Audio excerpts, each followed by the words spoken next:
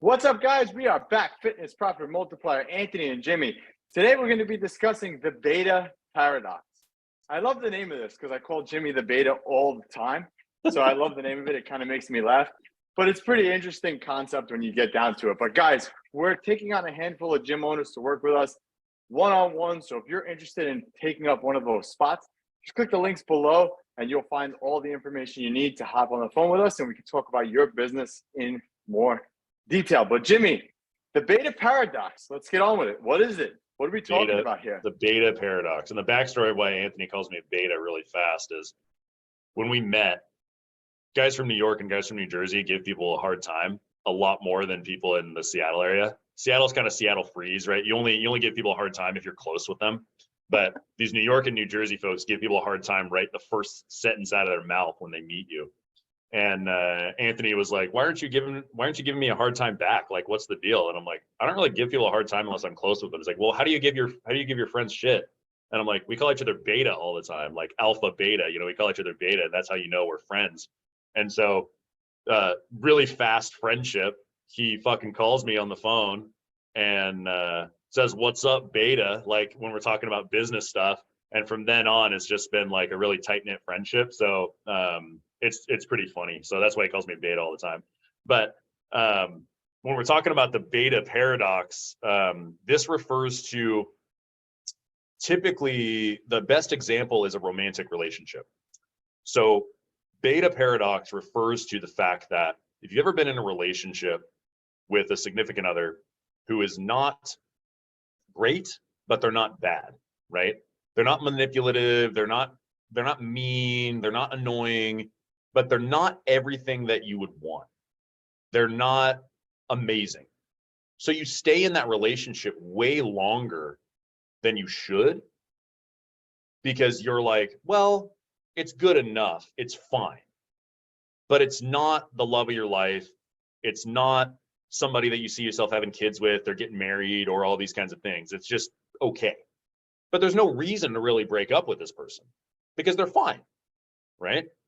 And that's the beta paradox. It's the paradox of good enough. And the paradox of good enough hurts us in business quite a bit. And specifically referring to relationships with staff members. So that's where we can apply it predominantly. It's good enough, it's not great. It could also refer to leasing spaces. It could refer to the way that you train people. It could refer to the way in which your business is structured. If your clients think that it's good enough, it's not great, eventually they will leave. So when we look at it from a staff perspective is the best way to compartmentalize this. From a staff perspective, you may have a trainer in your gym right now who is checking the boxes, but they don't have the energy that you need to provide the service of the quality of service that you are looking to deliver. But they're not doing anything that's fireable per se. They're not offending clients. They're not, there's no safety concerns. They're okay. They show up right on time. They don't show up early. They don't take on any more shifts. They don't, jumped at the opportunity to do things at your facility, but they're kind of just there. And you keep them on because there's no blaring reason to remove them from your space. So it's the death by 1,000 cuts.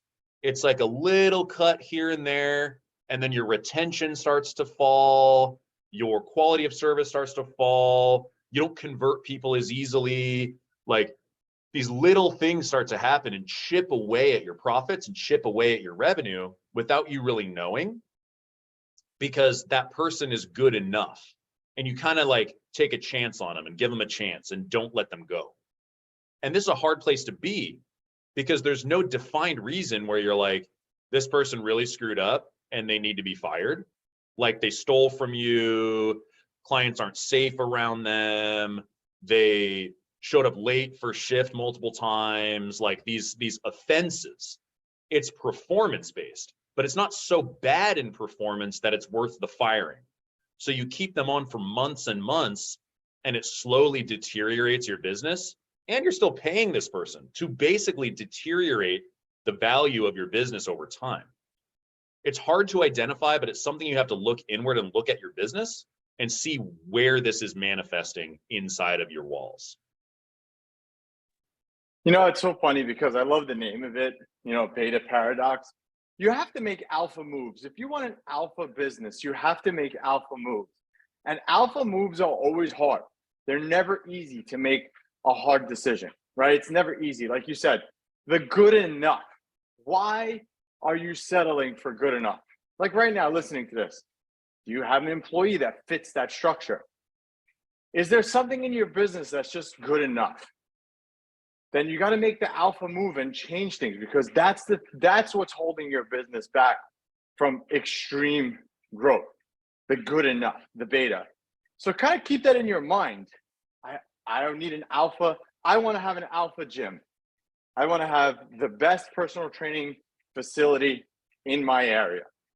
Well, then you have to make the moves that an alpha facility would make. And sometimes that means cutting dead wood.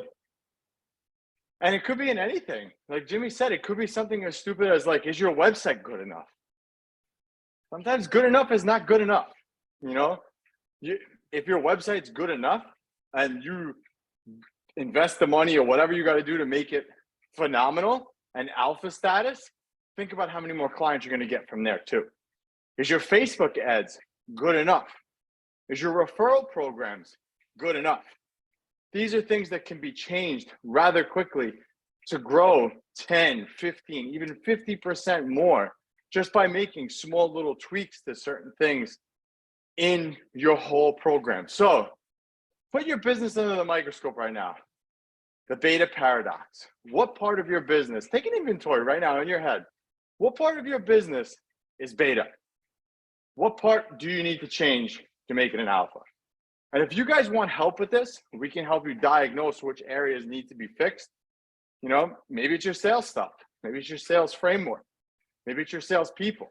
All this stuff we can help you guys with. Just click those links below. Turn your gym from beta to alpha. And until next time, Anthony and Jimmy, Fitness Profit Multiplier, we are out.